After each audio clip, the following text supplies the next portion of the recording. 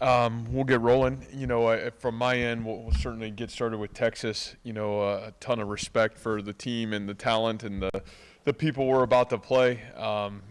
Really jump off the film as really one of the most dynamic, explosive teams that we've played in quite a long time, to be honest with you. So great challenge for our football team. I know we're really excited to get back to work. It wasn't perfect on Saturday. Some areas we need to continue to work and grow on. And, what a time of year to be able to go do those things. So, with any questions you got for me, I'll answer them. What's Bijan Robinson do that sets him apart from some others? Yeah, I'd say a lot of others, Randy, to be honest with you. I think just as explosive of a football player in terms of maybe what we've competed against at the running back position since I've been here. And I think his ability as a pass catcher, his ability, to run in terms of the dynamic running style that he has. And I just think his ability to explode out of a cut is maybe as good as I've seen it. And so dynamic football player, plays really, really hard, very consistent. I think one thing we've always said about true tailbacks is they have to do all three things at an elite level. They got to be able to run it, they got to be able to catch it, and they got to be able to block, and he does all of them exceptionally. All right, let me turn this around then. What would if you're playing against Breece Hall, what would be your comments about Breece? Yeah, I think very similar in terms of, an elite athleticism, the ability to make one cut and get vertical and explosive down the field, and very similar with the ability to catch a ball out of the backfield and be very dynamic out of the backfield as well. So, I think both guys have some very similar styles and yet probably a little bit different in some ways as well. You mentioned a couple weeks ago that Kamani's got a broken hand. What are your thoughts on him, how he's been able to play through that? Boy, I'd love to give you the real deal on our football team in some way. I think you'd love it. I know you'd love it. But I would say globally, there's a lot of guys that are playing through a lot. This is one of the toughest group of kids that I've ever been around in terms of watching our guys gut through it and strain through it and really become, I think, making themselves even better through really tough and trying times. And Kamani is a great example. I mean, at safety in this conference, playing against some of the people that we're playing against, I think it is a real challenge to not have both of your hands at times to be able to wrap, to tackle, to do some of the things that I think Kamani was doing an exceptional job early on. But what it does force you to do is fundamentally demand you to be elite. And I think what he's been able to, really transfer over as he's worked his way back on the football field is his fundamentals have drastically improved even from the early part of the season, which has allowed him to play good football for us. He's still really physical. I think you even saw that on Saturday, man. He's going to come up and he's got the ability to make open field tackles as good as any of our players in the back end. So, just really proud of what he has done. I think he has made a monumental growth from where Kamani was at last January to where he is right now, just as a football player, mentality, a leader. I think he's got a really bright future for us. This is a really esoteric one about injuries, but you've had a number of guys who warm up before games that didn't play. Have you guys always done that? And are they true game time decisions, or is it just another workout for them? Or yeah, no, I really think for us, if you're not going to play, you're not going to play. To me, those are things where, if we know that that's a situation that there's no way that guy's going to play, we're not going to warm him up. We'll take him, if we're at home, we'll take him in the indoor, we'll work him out prior to, but I don't think there's any need to trick anybody.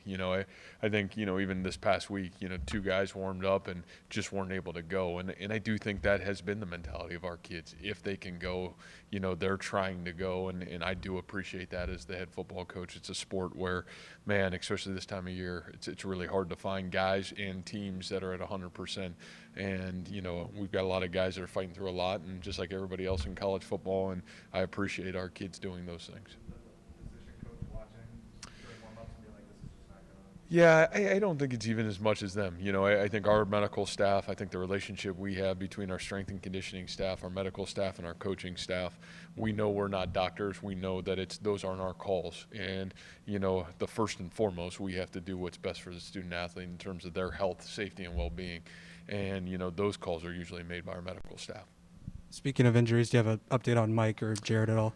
Yeah, I really do think, let me take Mike first of all. I really think Mike was in a lot better spot on Sunday and Monday than, obviously where he was last week. I thought Mike was really close to playing in the game on Saturday, really worked hard to get himself back. Anything obviously can happen between now and Saturday, but I certainly think, he's trending towards being ready to go for this coming Saturday. And then Jared Russ, I do, Jared's was a really a deep cut that he got on the first play of the game. It was really nasty, a deal that didn't allow him to come back into the game, but it's not anything that I think is going to keep him out for an extended period of time. So we certainly hope to see Jared back in the lineup this weekend. Then switching gears, I know you mentioned the elite skill that Texas presents. I'm curious, it seems like Dege was really getting the ball out pretty quick. What's been your message to your defense to make sure, that passing attack for Texas doesn't get going? Yeah, there's so many dynamics against this Texas team. You can just say, man, like you worry about the passing game, and you got as elite of tailback as you're going to find that's sitting in that backfield. So I think the consistency of our ability to be multiple, do what we've done really well through the entirety of the football season. There's some things we could have done better defensively, especially in the early part of the game last week. And, it goes back to fundamentals, details, but I don't think it has much to do with scheme. It has to do with how we do what we do, and I think we just got to do those things better.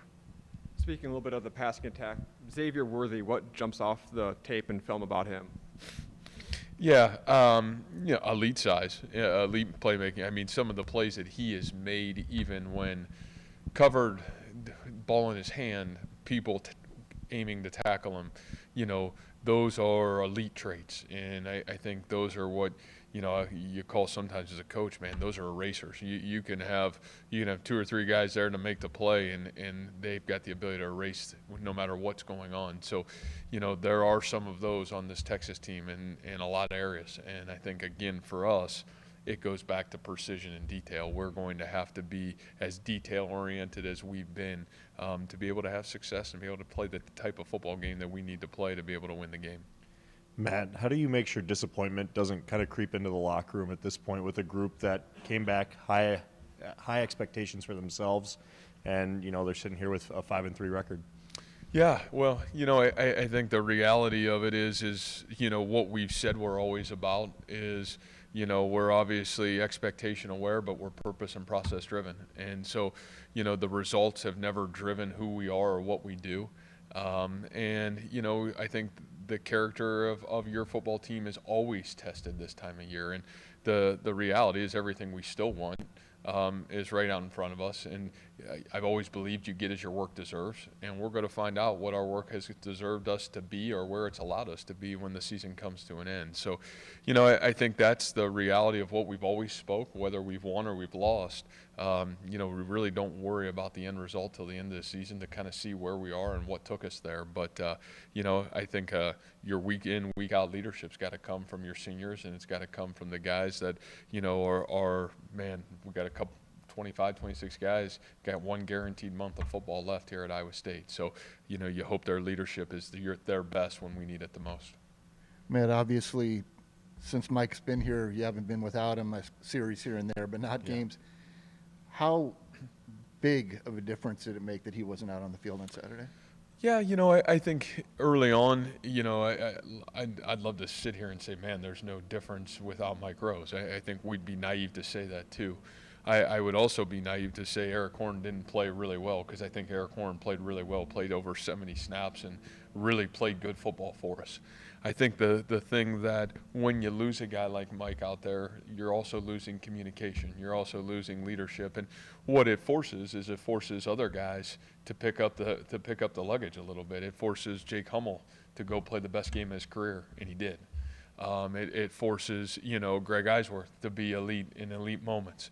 It forces Enny Razarike to play his best game. And so I think anytime those things are going to happen, because they're going to happen, and, nobody feels sorry for us. We don't feel sorry for ourselves. Man, it's got to be the next guy up. But I do think when you lose a leader of that magnitude, the other leaders have to pick up a little bit of the rope that's left. And so, I think some guys did and did a really great job of it. I think Eric Horn stepped in and did some great things, but, to be naive and say, man, Mike Rose has been a staple in our football program for a long time. And, we are a better team with Mike Rose than we are without him, for sure. Excuse me. What lessons, talk about reaching your full potential all the time. What lessons will your team have to learn from Saturday's loss to do that this season? Yeah, I don't even know. There's not many monumental lessons that were learned in that game other than the ones that have continued to be reaffirmed. And I said this to our team after the Baylor game, and I think we understand that. The maturity of our team understands that, but you're still dealing with 18 to 22-year-olds. Number one is everybody's trying to kill you, like they are, right? You listen to coach's press conference after the game. They're trying to kill you. They have since last January. And so when they're all trying to kill you, your precision and detail has to be elite. Even though you're tired, even though, man, it's the third game in a row of some back-to-back emotional football games, nobody cares. And if you want to be the team you want to be and you want to reach your full potential, then you got to keep staying the course and you got to keep getting better. And, I think that's the beauty of what Saturday was, is some guys did.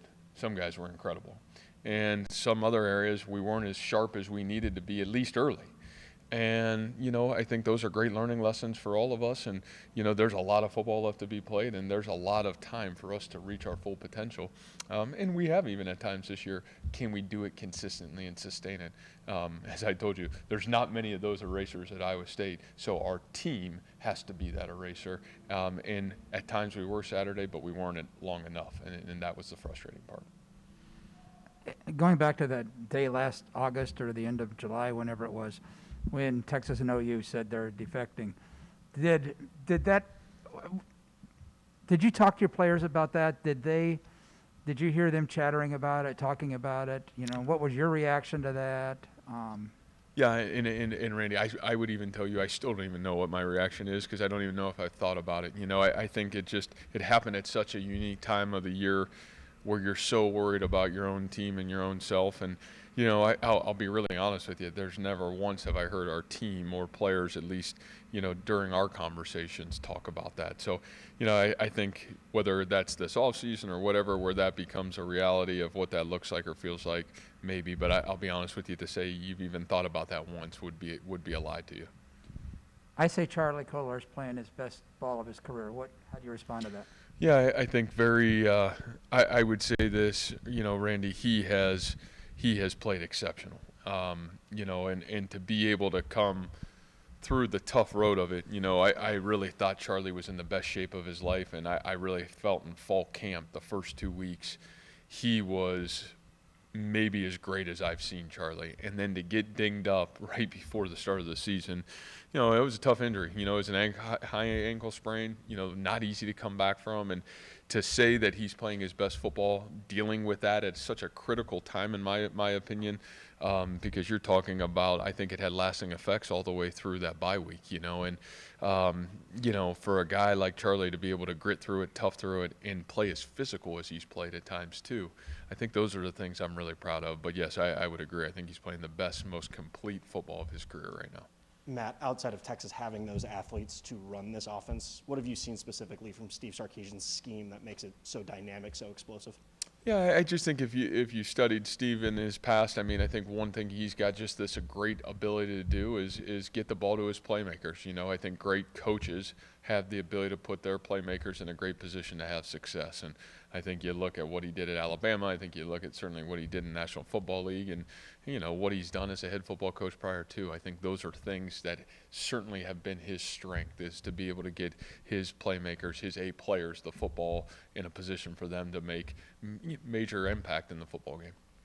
You touched on Brees and Bijan, but can't imagine there are going to be a ton of college football games this season that feature two really dynamic, explosive running backs. Just how exciting! I know there are 10 other guys on the field at any given time, but how exciting do you think that is when, no matter who's got the ball, there's going to be a guy out there that's got the ability to do something really special each time? Yeah, I think, again, it says a lot more so about both of those young men. I think they're both boy, I mean, both elite talents, and I think even on top of that, just even knowing very little about the young man from Texas, but watching how he does what he does, the sincere appreciation for his character and how he goes about what he does. And, equally, you've heard me talk those same things about Bree. So I think you're seeing two dynamic playmakers and two guys that have elite talent that are going to keep playing football for a long time. Matt, Gary Patterson was let go earlier this week at TCU. You're now the second longest tenured coach in Big 12. What can you say about the volatility of your job, so to speak, and the job of a head coach? Yeah, it's crazy. I mean, we live in a crazy time, and I get it. I think it's boy, I could go down a long rabbit hole on this whole thing. Let me, Gary Patterson. What I would say. I mean, there's a lot of great coaches in our profession that have sustained success over the long haul, right? And I think anybody in this profession that can do this job for the length of time, especially at one place. Boy, the character of those people and really what those people have the ability to sacrifice to do, because it's hard. It's a sport that is not, I've said it's an imperfect sport, week in and week out, and you're dealing with 18 to 22-year-olds, but I think Coach Patterson did such a transformational job at TCU, and I've had a lot of respect for him just because of the way he coaches. And yeah, I think our profession's at a very interesting crossroads right now, and I obviously with the jobs, and I get that, but I think also with, man, what are we really doing with 18 to 22-year-old young people? Have we lost our way? I don't know, but I think it's a challenging time, and I think it's a very interesting time. So, but my respect for Coach Patterson, nothing short of first class. Will there be Gary Pattersons and Bill Snyder's going forward that stay 20 years at a non-blue blood and build it like that? Boy, I don't know. That's a great question. We'll see. I think it's such a fascinating time right now, and what our profession's going and what it's looking like, and what even college football look like in 3 years. It'll be fascinating to see. But there's certainly some guys that have done it the right way for a long time, and you got a real appreciation for those people. Is it such a thing for college, is it possible for college football right now to be too money-driven, or so money-driven that it costs at least two coaches in the Big 12 at least their jobs during the season? Right now, or have we been there for a while? Yeah, okay. I don't know. Randy, you know better than I do. So those are awesome questions. Crazy time right now. Crazy time. All right, guys. What's that? No, I'll be on the beach somewhere. Sure, that's my goal. See you guys.